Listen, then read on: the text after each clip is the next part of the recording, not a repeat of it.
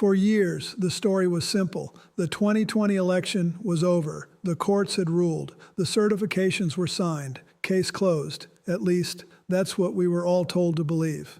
But this week, something happened that most major networks didn't even want to put on air. A primetime address built around newly declassified material, where the framing around 2020 shifted in a way nobody expected. Not from a critic, not from an opponent, but from the president himself, in his own words, on camera, for the whole country to hear. Tonight I'm breaking down exactly what was said, why so many networks quietly declined to carry it live, why the language in this speech is subtly but significantly different from everything we've heard for the last 5 years, and why this moment could end up mattering a lot more than anyone in Washington is currently letting on. This isn't about relitigating who actually won in 2020. This is about something much more specific, the way the official story around 2020 just quietly shifted shape in real time, on camera, and almost nobody noticed. Stick around, because this one goes deep. Let's start with the strangest part of this entire story. The fact that several major networks reportedly chose not to carry this address live at all. Think about that for a second. A sitting president scheduling primetime remarks is usually an automatic carry across every major network, regardless of politics. That's just how it's worked for decades. But this time, multiple outlets made the decision to skip it or push it to a secondary platform instead of the main broadcast. When a speech gets that kind of treatment,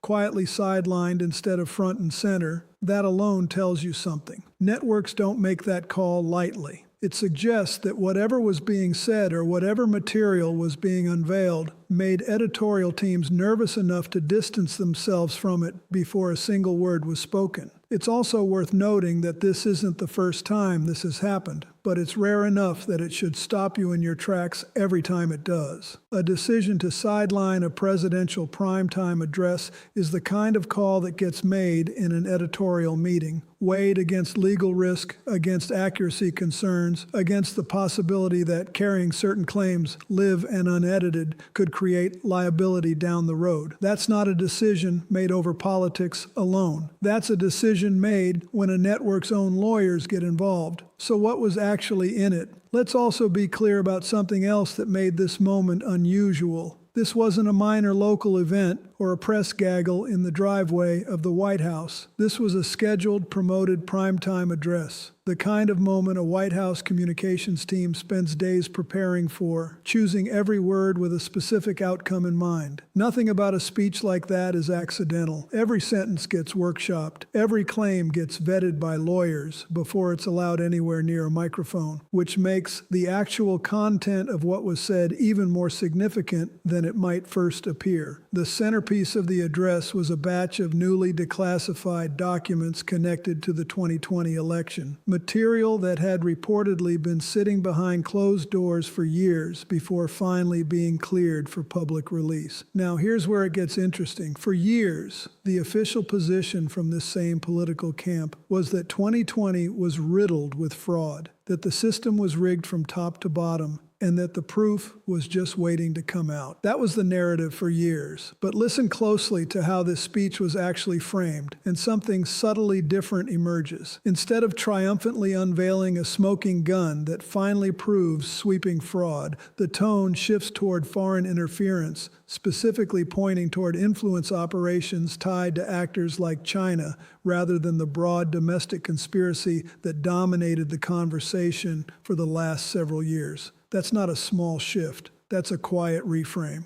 And when the story quietly changes shape like that, without anyone drawing attention to it, it's worth asking why. Think about how many rallies, how many speeches, how many interviews over the last 5 years were built around the idea that the 2020 election was stolen through massive, coordinated domestic fraud, ballots manufactured out of nowhere, machines flipping votes, a system compromised from the inside. That was the story for years. It was the story that shaped an entire movement, that fueled countless lawsuits, that became a litmus test question question in Republican primaries across the country. So when the actual declassified paperwork finally lands in front of cameras, and the emphasis has moved toward a narrower foreign interference angle instead of the sweeping domestic fraud claim, that's not a minor footnote. That's the load-bearing wall of an entire political narrative quietly shifting under everyone's feet. Here's the pattern worth watching. For years, the claim was total. The election was stolen. The fraud was everywhere. The courts just refused to look at the evidence. That was the headline over and over for half a decade. Now, with actual declassified material finally sitting in front of the cameras, the language got noticeably narrower. Less about mass fraud across the board, more about specific foreign interference claims tied to specific state actors. Less, the whole system was rigged. More, here's one piece of a much bigger puzzle. When the story shrinks from a sweeping national conspiracy down to a narrower, more specific claim, that's usually a sign that the broader version of the story couldn't survive contact with an actual declassified paper trail. You don't downsize a claim like that unless the bigger version didn't hold up. And that's exactly the kind of quiet walk back that deserves way more attention than it's getting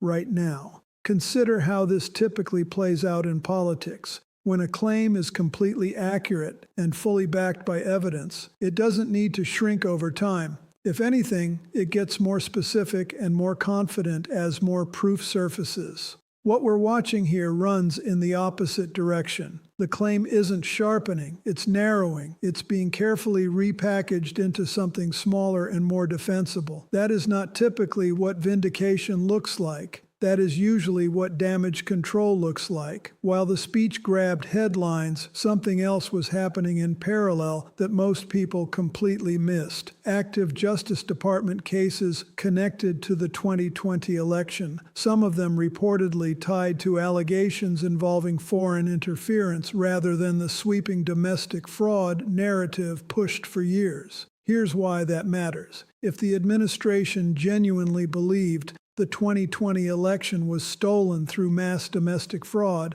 the legal strategy would look completely different than what's actually unfolding. Prosecutions built around narrower, targeted foreign interference claims look a lot more like an attempt to build something that can actually survive in court, not the sweeping, headline-grabbing conspiracy that was promised to supporters for years. That gap between what was promised publicly and what's actually being pursued legally is one of the most undercovered stories in Washington right now. And it's exactly the kind of gap that tends to widen the longer you look at it. Prosecutors don't build cases around vague, sweeping claims. They build them around specific, provable facts.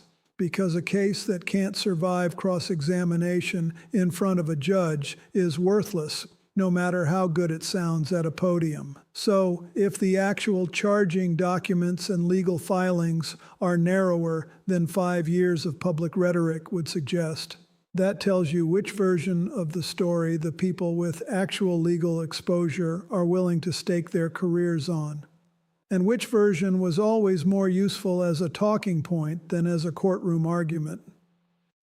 Timing here is everything. This address didn't happen in a vacuum. It landed in the middle of sinking approval numbers, a housing affordability crisis dominating headlines, and a foreign policy situation with Iran that's spiraling in the wrong direction. In other words, it landed at the exact moment this White House desperately needed a headline that wasn't about the economy or foreign policy. Reviving the 2020 conversation, even in this quieter, narrower form, accomplishes exactly that. It shifts the news cycle. It gives supporters something to rally around. And it happens to arrive at a moment when nearly every other storyline is working against the administration. That doesn't mean the underlying documents are fake or that foreign interference claims should be dismissed outright. But it does mean the timing deserves scrutiny just as much as the content does. When a 5-year-old story suddenly gets a primetime relaunch at the exact moment the news cycle turns hostile, that's not automatically a coincidence. Political communications teams live and die by exactly this kind of maneuver. When the housing numbers are bad, when approval ratings are sinking, when a ceasefire is falling apart overseas, the single most effective move available is to change what everyone is talking about. Nothing changes a news cycle faster than reopening a fight that already has 5 years of built-in audience investment. It doesn't matter whether the content actually moves the needle on the underlying legal or historical question. What matters from a pure communication strategy standpoint is that for 48 hours, nobody is talking about tariffs or Iran or approval polls. They're talking about 2020 again. If this address really does represent a shift from the entire election was stolen to there was a specific foreign interference operation, that is, functionally, a walkback, whether anyone in the administration wants to call it that or not. You cannot claim for 5 years that an entire national election was fraudulent from top to bottom and then pivot to a narrower story about one foreign actor's interference campaign, without that pivot meaning something. Words matter, claims matter, and when the scope of a claim shrinks that dramatically, right as the actual evidence finally becomes public, it tells you which version of the story could survive daylight and which version couldn't. That's the real headline here. Not that new documents were released, not that a speech got made, but that the story itself changed, shaped the moment real evidence entered the room. And once you notice that pattern, you start to see it everywhere. Sweeping claims made loudly for years with no real consequence for being wrong. Then, the moment actual paperwork, actual court filings, or actual cross-examined testimony enters the picture, those same claims quietly get smaller, narrower, more careful, repackaged just enough that nobody ever has to say the word wrong out loud. That's not a 2020 specific pattern. That's a pattern that shows up across almost every major controversy this administration has been part of. Bold claim first, quiet retreat once the paperwork shows up, and a press strategy built entirely around making sure nobody notices the gap between the two. So here's where this leaves us. A primetime address several networks didn't want to touch. Declassified documents that quietly reframed a 5-year narrative. Active prosecutions built around a narrower claim than what was promised to supporters for years. And timing that lines up just a little too perfectly with a White House desperate for a distraction. Most people are going to see the headline, nod along, and move on without noticing any of this. You're not most people, not anymore. You just watch the story change shape in real time, segment by segment, detail by detail. The kind of shift that usually only gets noticed months or years later. Once it's already old news and nobody's paying attention anymore. If you want to keep catching the details everyone else is missing, make sure you're subscribed because there's a lot more unraveling here than anyone in Washington is ready to admit. Thanks for watching.